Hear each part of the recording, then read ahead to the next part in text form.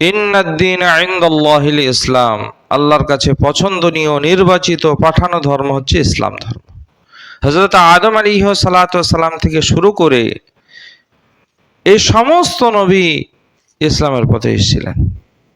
ইসলাম শুধু রাসূলুল্লাহ নিয়ে আসেননি, ইসলাম হযরত আদম আলাইহিস সালাতু ওয়াস সালাম থেকে এসেছে।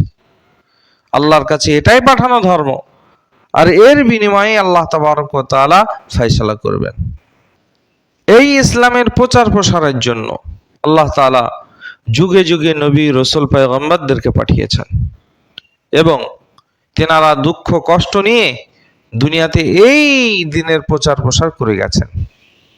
আমরা জানি, আমরা শেষ নবীর উম্মত মুহাম্মদ রাসূলুল্লাহ সাল্লাল্লাহু আলাইহি ওয়াসাল্লামকে আমাদের রাসূল করে পাঠিয়েছেন। রাসূলুল্লাহ তিনি এই দিন প্রচারের স্বার্থে বহু কষ্ট সহ্য করেছেন। উহুদের ময়দানে ক্ষুধার্ত থেকে পেটে পাথর বেঁধে সাহাবাদের সঙ্গে কাঁধে কাঁধ মিলিয়ে এই দিন প্রচার প্রসার করেছেন, সাহাবাদেরকে তৈরি করেছেন এবং নিজেও কষ্ট সহ্য করেছেন। রাসূলুল্লাহ এই দিন প্রচারের স্বার্থে তায়েফে গেলেন। মক্কা থেকে ৮০ কিলোমিটারের পথ তিনি গেলেন। চিন্তা ভাবনা করলেন, তায়েফে বিশিষ্ট ব্যক্তিদেরকে আমি একটু ইসলামের দিকে দাওয়াত দেব। তাই রাসূলুল্লাহ ৩ জন ভাইয়ের কাছে গেলেন। সেই ৩ জন ব্যক্তি সমাজের প্রতিষ্ঠিত ব্যক্তি ছিল, মান্যগণ্য ব্যক্তি ছিল। তাদেরকে সকলে শ্রদ্ধা করত এবং তাদের কথা মানত।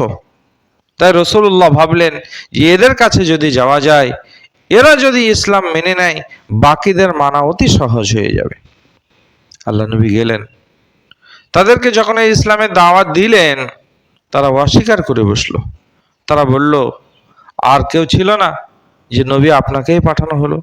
দ্বিতীয়জনও বলল, আপনি ছাড়া আর কেউ ছিল না যে পেল না আল্লাহ তাআলা আপনাকেই নবী করে পাঠালো?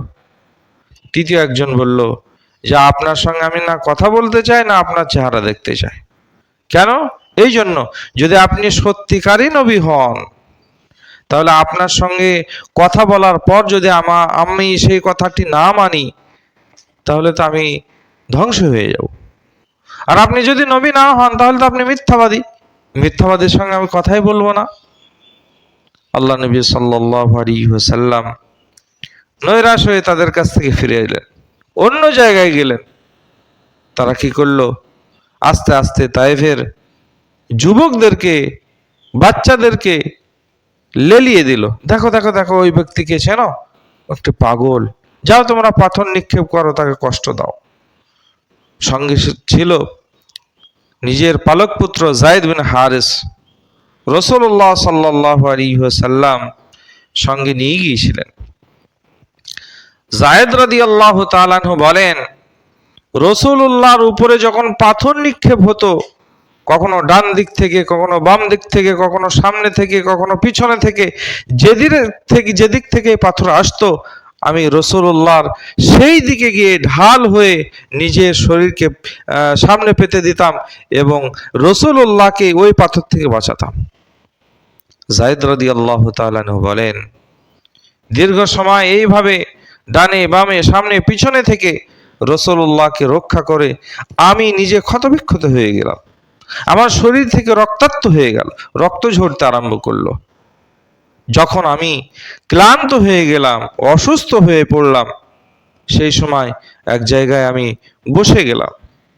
এরপরে কাফেররা আমাকে আর উঠতে দিল না, রাসূলুল্লাহর কাছেই যেতে দিল না, আর রাসূলুল্লাহর প্রতি পাথর নিক্ষেপ করে করে আল্লাহ নবীকে ক্ষতবিক্ষত করে দিল। সমস্ত শরীর থেকে রক্ত ঝরতে আরম্ভ করলো। ধারালো পাথর রাসূলের গায়ে গিতে যেতে আরম্ভ হলো। রাসূলুল্লাহ কি করলেন? ওই শরীর থেকে ঝরা রক্ত তিনি তায়েফের জমিনে এক ফোঁটা পড়তে দিলেন না, সব নিজের জুতো মোবারক নিয়ে নিলেন। কেন? মুফাসসিরিনরা, মুহাদ্দিসিনরা তিনারা বলেন, এর কারণ হচ্ছে এই, যদি রাসূলুল্লাহর শরীরের এক ফোঁটা রক্ত ওই তায়েফের জমিনে পড়তো, আল্লাহ তাআলা ওই তায়েফবাসীকে ধ্বংস করে দিতেন। আমার প্রিয় ভাইয়েরা, এত কষ্ট, এত দুঃখ, এত ক্ষতবিক্ষত হয়ে রাসূলুল্লাহ সাল্লাল্লাহু আলাইহি ওয়াসাল্লাম এলেন। 3 বার বেহুশ হয়ে পড়ে গেলেন। যা তায়েফবাসীরা এখনো সাক্ষী দেয় যে এই জায়গায় এই জায়গায় এই জায়গায় রাসূলুল্লাহ বেহুশ হয়ে পড়ে গিয়েছিলেন। এরপরে আল্লাহর নবী সাল্লাল্লাহু আলাইহি ওয়াসাল্লাম আল্লাহর কাছে ফরিয়াদ করলেন, ওগো আল্লাহ, আমি দুর্বল, এদের কাছে আমি দ্বীনের দাওয়াত পৌঁছাতে পারিনি। দোয়া যখন করলেন, আল্লাহুম্মা আশকু জুফা কুওয়াতি ওয়া কুওয়াতা হিলাতি ওয়া হাওয়ানি আলান নাস, এ আল্লাহ, তুমি কাদের কাছে আমাকে পাঠালে?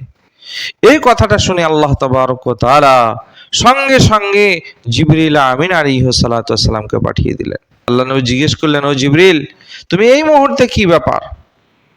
জিবরিল আমিন বলেন, ইয়া রাসূলুল্লাহ, হাবিবাল্লাহ, আপনার কষ্ট আর দুঃখ দেখে আল্লাহ তাবারক ওয়া তাআলা আমার সঙ্গে এই পাহাড়ের ফেরেশতাকে পাঠিয়ে দিয়েছেন। আপনি যদি চান এই পাহাড়ের 2 পাশ থেকে চেপে ধরে এই তায়েফবাসীদেরকে পিষে শেষ করে দেবে। আল্লাহ নবী সাল্লাল্লাহু আলাইহি ওয়াসাল্লাম বললেন যে আমি রাহমাতুল লিল আলামিন, আল্লাহ তাআলা আমাকে রহমত করে পাঠিয়েছেন, সারা বিশ্বের জন্য রহমত স্বরূপ আমি। আজ যদি এদের জন্য আমি বদদুয়া করে দিই, এরা শেষ হয়ে যাবে। যাও, আমার শরীরের উপরে আক্রমণ করার কারণে, কষ্ট দেওয়ার কারণে আমি এদেরকে মাফ করে দিলাম।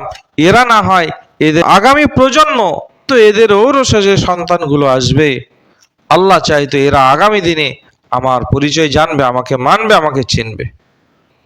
যাও, আমি এদেরকে মাফ করে দিলাম। এই হচ্ছে আদর্শ, এটাই হচ্ছে আদর্শ ইসলামের, এটাই চরিত্র।